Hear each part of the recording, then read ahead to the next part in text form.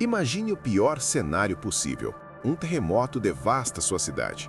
Um furacão corta toda a energia e comunicação, ou algo ainda pior acontece. Baseado em tudo que você já viu em filmes de Hollywood ou nas manchetes sensacionalistas, o que acontece nos minutos seguintes? A maioria de nós imagina o caos absoluto. Saques, violência, o cada um por si, a lei do mais forte imperando nas ruas. Existe essa ideia enraizada na nossa cultura de que a civilização é apenas uma camada muito fina de verniz e que, se você arranhar essa camada com um desastre, a nossa verdadeira natureza bestial e egoísta vai explodir. Chamam isso de teoria do verniz. Mas, e se eu te dissesse que isso é uma mentira completa? E se a verdade for exatamente o oposto? Hoje, nós vamos desmontar o que historiadores e sociólogos chamam de mito do navio dos tolos. Vamos mergulhar nos dados reais, não na ficção, baseados nas pesquisas incríveis de autores como Rutger Bregman e a historiadora Rebecca Solnit,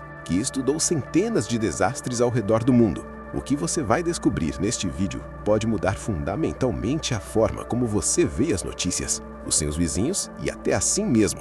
Nós vamos provar com fatos históricos que quando o mundo desaba ao nosso redor, a reação padrão do ser humano não é o egoísmo, mas sim uma onda avassaladora de solidariedade, calma e altruísmo. Se você acha que o ser humano é mau por natureza, prepare-se para ter sua visão de mundo virada de cabeça para baixo, de um jeito muito bom. Vamos começar destruindo a ideia do pânico generalizado. Rebecca Solnit, em sua pesquisa, descobriu algo fascinante. O pânico raramente acontece entre as vítimas.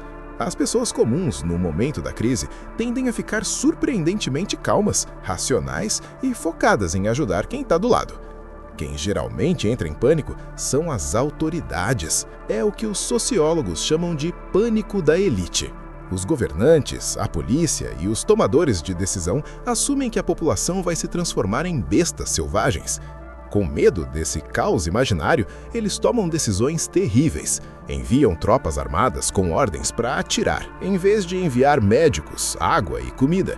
Eles bloqueiam saídas para conter a multidão, quando a multidão só queria sair de forma ordenada. A elite projeta o seu próprio medo de perder o controle sobre a população, criando o caos que eles diziam querer evitar. Para provar isso, vamos voltar no tempo. Durante a Segunda Guerra Mundial, antes de Hitler começar a bombardear Londres, os especialistas militares britânicos estavam apavorados. Eles previam que, sob as bombas, a população de Londres enlouqueceria.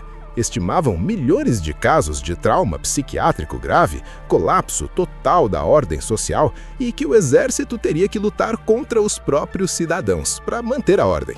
E então, as bombas caíram. Noite após noite, por meses. E o que aconteceu? Exatamente o oposto das previsões.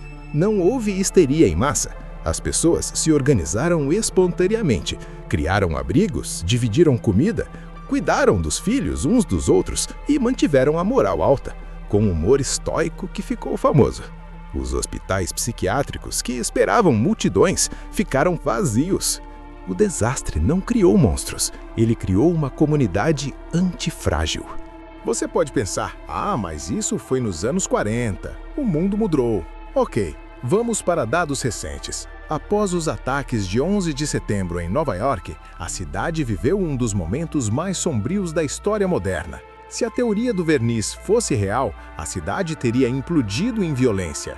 Mas os dados mostram o contrário. Nos meses seguintes ao ataque, a taxa de criminalidade em Nova York não apenas não subiu, como caiu significativamente. Os registros policiais mostram uma diminuição drástica em homicídios, roubos e furtos. As pessoas estavam ocupadas demais sendo solidárias.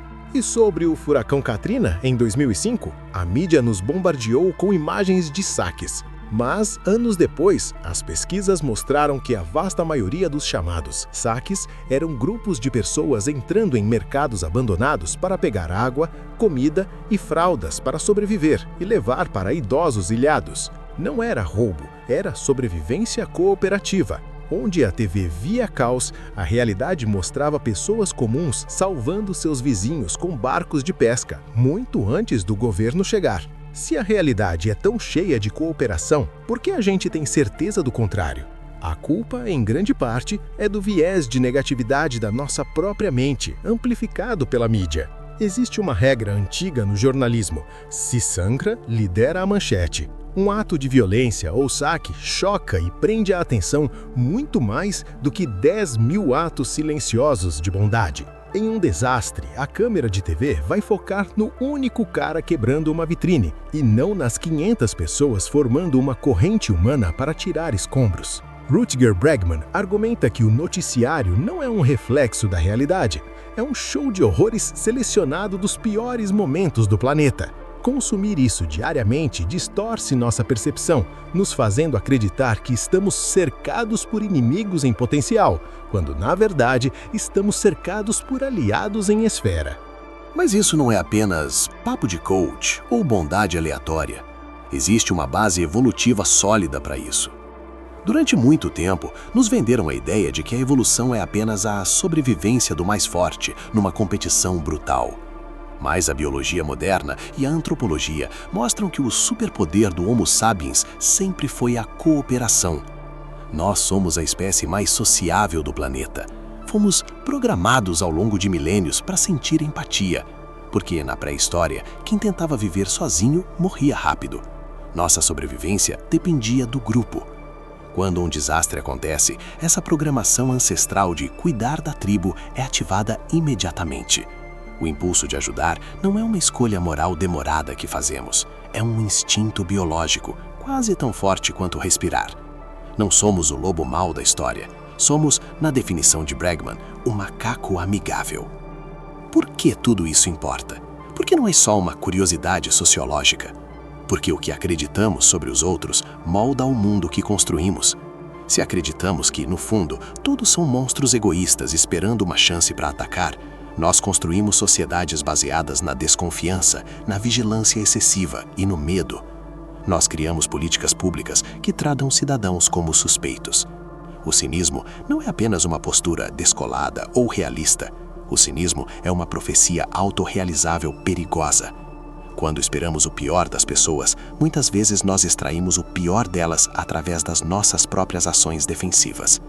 Mudar essa visão não é ser ingênuo, é ser finalmente realista sobre quem nós somos. A próxima vez que você vir uma notícia terrível sobre um desastre, lembre-se do que está fora do enquadramento da câmera. Lembre-se que para cada ato de egoísmo, existem 1000 atos de solidariedade que nunca virarão manchete. A civilização não é um verniz fino, é uma rede grossa e resistente de conexões humanas que, sob pressão, tende a ficar mais forte, não a se romper. Se essa nova perspectiva te deu um pouco mais de esperança na humanidade, deixa seu like aqui no vídeo.